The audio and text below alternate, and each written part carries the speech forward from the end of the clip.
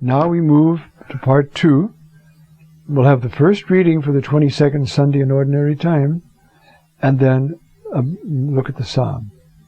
The theme is the law, the Torah, as a gift from God, and obedience to the law, and how there are many ways that we can subvert the law.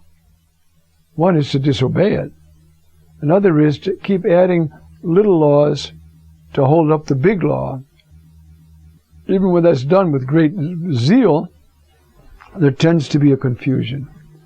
All right. So the church takes this text from Deuteronomy, chapter 4. Deuteronomy pictures Moses on top of Mount Nebo, looking over the promised land, not allowed to enter it because of that thing back there at Meribah. And so, you remember that, when he stood there and acted like, I'm going to get the water of this rock, and hit it, and the water came out because God said it would come out. And then God said to him, that was a big sin, and you're not going to enter the promised land because of it. See, he's kind of tough with his own, because he wants to get them holy. Okay. Now this is it. Now therefore, Israel, hear the statutes and ordinances I am teaching you to observe, that you may live and enter in and take possession of the land which the Lord, the God of your ancestors, is giving you. So obey the Lord. Why did the Lord give them a law? To form them as a people and to guide them on what it means to be human. The Ten Commandments are like this table. And they're saying, on the table you're human, off the table you're not. That's why most of the don't kill, don't commit fornication, don't steal, don't... See, that's like saying, here's the edge, don't go over it. Because outside of that, there's non-humanity and estrangement from God. Okay. In your observance of the commandments of the Lord your God, which I am commanding you, you shall not add to what I command you, nor subtract from it. That's a big challenge, as we'll see. You have seen with your own eyes what the Lord did at Baal Peor. The Lord your God destroyed from your midst everyone who followed the Baal of Peor. But you who held fast to the Lord your God are still alive today. This is part of the text that doesn't find it into the reading, as it's skipped, but I'm reading it so you can get the sense of, because we'll pick up again in a moment. See, I'm teaching you the statutes and ordinances of the Lord my God has commanded me, that you may observe them in the land you are entering to possess. And now we go back, following the text, going on right with it, but the next part is part of the liturgical text. The part I just read was edited out to save space and time, I think. Okay. Observe these statutes carefully, for this is your wisdom and discernment in the sight of the peoples, who will hear of all these statutes and say, this great nation is truly a wise and discerning people. There were many collections of Hammurabi has one, which is quite impressive. The amount of humanity that's in there is amazing. We have a copy of Hammurabi's law.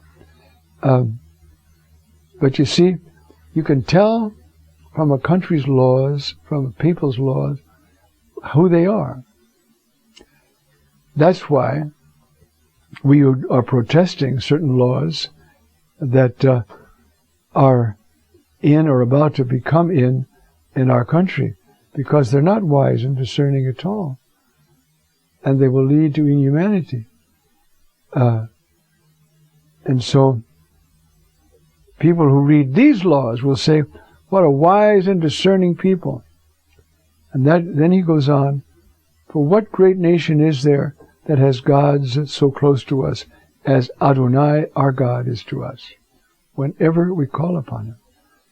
You know why? Because he's the living God. He can answer. God, come to my help. And he comes because he's a living God. If I say, oh, Zeus, come to my help, there's no Zeus. So he can't come to my help.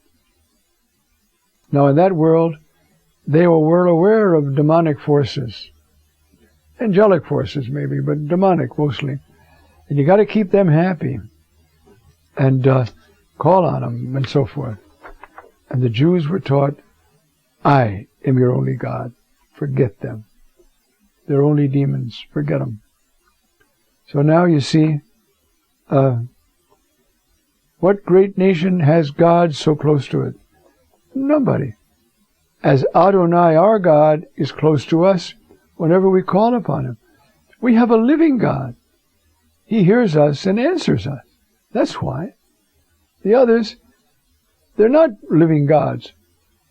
If you get stuck enough in it, you get some living spirits, all right, but they're evil.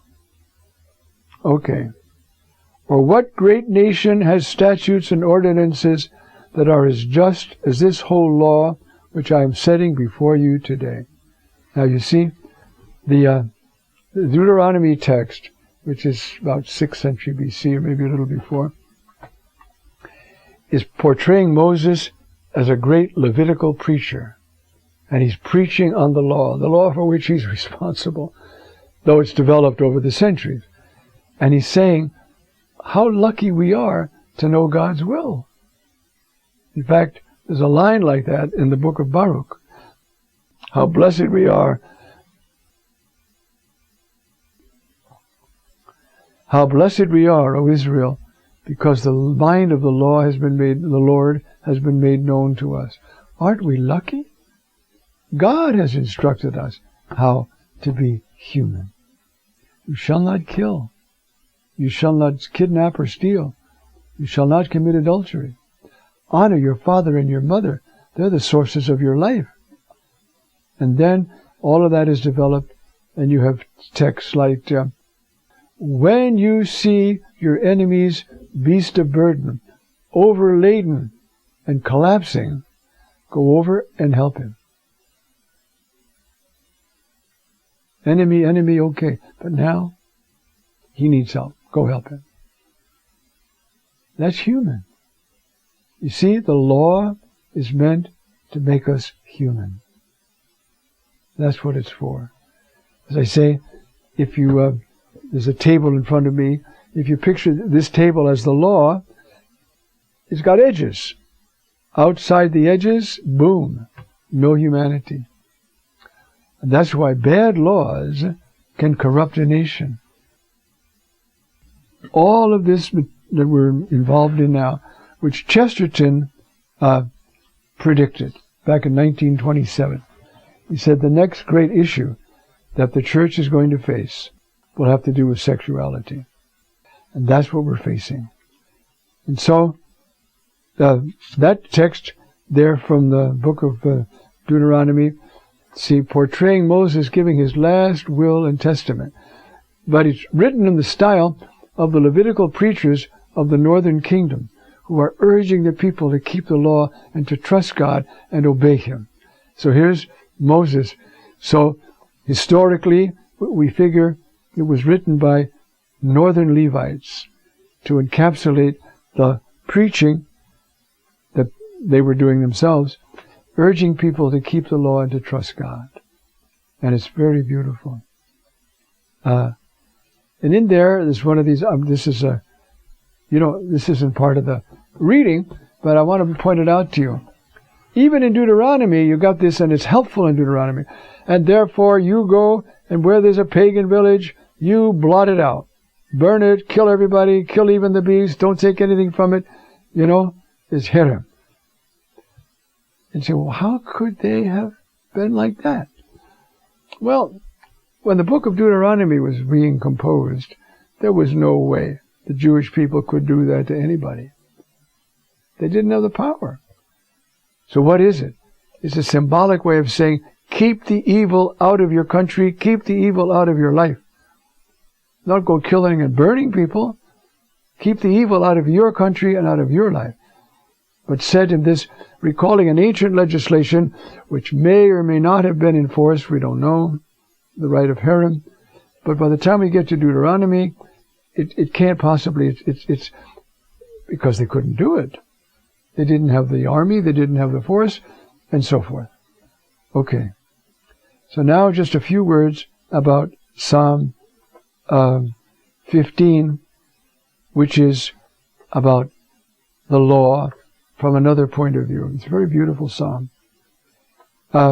It's a psalm of David, and it says, Adonai, who can dwell in your tent, and who may dwell on your holy mountain? It's a pilgrim song. People are coming to Jerusalem. They're going to go up to Mount Zion and enter the temple. And this is a psalm they're singing, you see. Mi yagur bohelecha. Who can dwell? That, you might have heard gur. That's the word ger. Be a resident alien sort of. Who can dwell there? Who can abide in your tent? Okay. Now, this is the answer. Whoever walks without blame, doing what is right, speaking the truth from his heart. Because, like it says in Psalm 12, I think I've quoted this before, it's a remarkable description of a politician kind of guy. You don't have to be a politician, but people like that. It says, Lev v'lev yudaberu. They speak with heart and heart. In other words, I'm really going to expose my heart. I'm going to speak from my heart. And the psalm says, no, you're not. There's a heart behind that heart. And that's where you really are. The one you're exposing and saying it's from your heart is a lie. And that's what he's saying here, you see. Speaking the truth from the heart. Not acting like you're doing that. Really do it. Speak the truth from your heart. Otherwise, you're not going to dwell in the tent of the Lord.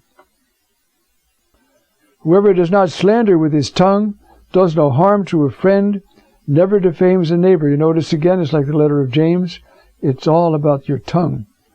Whoever disdains the wicked, but honors those who fear the Lord, who keeps an oath despite the cost. If I've made an oath, I am going to offer 3 heifers to the Lord if he does X, and the Lord does X. Then bring your 3 heifers and don't start to fudge. Well, I really meant 2, Pay your debts to the Lord, in other words. Lends no money at interest. In those days, you see, nowadays, money is considered like wheat. If I give you a bushel of wheat and you plant it, you're going to get 40 bushels of wheat. So I could say to you, you can have this bushel, but when you pay it back, give me 3 bushels back. That's interest. Well, money is treated like that nowadays. Money is like a bushel of wheat. If I don't give the money to you, I can put it somewhere else and gain, And so, but in these days you couldn't. It was just a way to take advantage of the poor. And so, and don't accept bribes against the innocent. Okay. Whoever acts like this shall never be shaken. So, you say, who may abide in your tent? Who can live on your holy mountain? Whoever walks without blame, does what is right, and the first thing, speaking truth from the heart.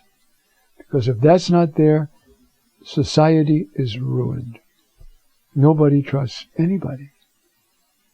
And of course, that's the problem with politics. Everybody's lying. Everybody knows they're lying. Not everybody all the time, maybe, but it's not from the heart. And we have to watch ourselves that we don't tailor things. It doesn't mean I have to say, I don't like you at all, but it does mean we have to speak from the heart. Amen.